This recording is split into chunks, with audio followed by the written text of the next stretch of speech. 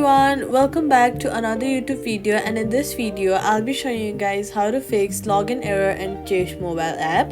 If Chase mobile won't let you log in, try these quick fixes before you panic. Most login errors come from one tiny settings.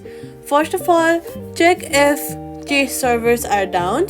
Search Chase status on Google or down detector.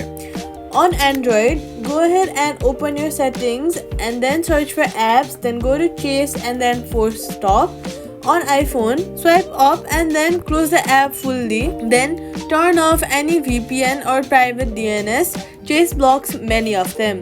Then head over to your app store, search for Chase mobile app, then update your app. Updating your app makes sure you have all the latest files and bug errors, and your login errors will also be fixed. So make sure to update your app to the latest version. Then reset your network. Enable airplane mode on for about 10 to 15 seconds and then turn it off. If your password is wrong, tap forgot password and username and then do all the credentials that you are supposed to.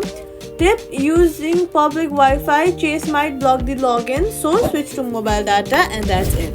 Subscribe to more fixes.